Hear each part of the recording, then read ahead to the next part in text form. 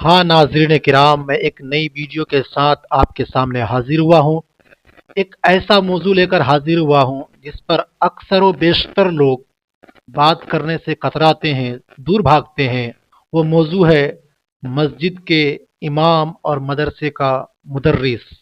आज के ज़माने में मस्जिद की कमेटी हो या मदरसे की कमेटी में तीन चार ऐसे बंदे लाजमी होते हैं जो इमाम के साथ या मदरसे के मुदर्रिस के साथ मुफ्त की दुश्मनी पालते हैं। मस्जिद का इमाम होना, मदरसे का मुदर्रिस होना भी अजीब मनसब है। कोई भी शख्स मदरसे के मुदर्रिस पर, मस्जिद के इमाम पर एतराज कर सकता है और कोई भी डांट डपट का हक रखता है। इमाम या मुदर्रिस कैसा भी आली मर्तबा या अजीम किरदार का मालिक क्यों ना हो, लोगों की जली कटी बातों से महफूज नहीं रह सकता। ये सिलसिला आज से नहीं बल्कि ये सिलसिला शुरू के दौर से ही जारी और सारी है। हजरत साद बिन अबी वक्कास रदी अल्लाह तआला अन्हु जब मनसब इमामत पर फाइज हुए तो लोगों ने एतराज किया, बिना मतलब का एतराज किया, मुफ्त का। फिर होता यह है कि हजरत साद बिन अबी वक्कास रदी अल्लाह तआला अन्हु को इमामत से निकाल दिया जाता है।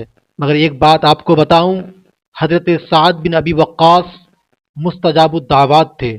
दिल नाराज हो गया जब मनसब इमामत से माजूल हुए तो जिसने एतराज किया था, जिसने दुश्मनी की थी, उसकी हालत को फिर सारी दुनिया के लोगों ने देखा कि वह शख्स इंतहाई बुढ़ापे को पहुंचा। उसकी भुएं आंखों पर गिर चुकी थी, रास्ते में खड़े होकर भीख मांगता था और जब कोई औरत सामने से गुजरती तो उसके साथ छेड़खानी करता। लोग कहते, ऐ बुढ़े, तुम्हें औरतों को छेड़ते हुए हया नहीं आती, शर्म नहीं आती? जवाब में कहता, मैं क्या करूं, मुझ बुढ़े को साद बिन अबी वक्कास की बदवा लग गई है। आज के दौर का कोई इमाम या कोई मुदर्रिस हजरत साद बिन अबी वक्कास जैसा तो नहीं, लेकिन किसी भी मुसलमान पर नाहक एतराज करते वक्त अल्लाह ताला की पकड़ को भूल जाना इंतहाई बदनसीबी की अलामत है। हम अपने प्रोपेगंडा में जीत सकते हैं, लेकिन अल्लाह जल्ल जलालुहु के यहाँ फैसले हकाइक की बुनियाद पर होते हैं। उन फैसलों से बेखौफ नहीं होना चाहिए।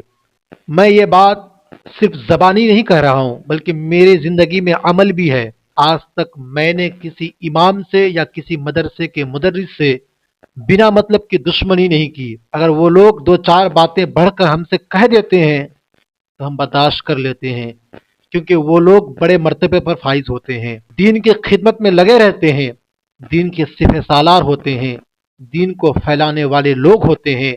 उनकी दो चार बातें सुनना अपनी जिंदगी की कामयाबी की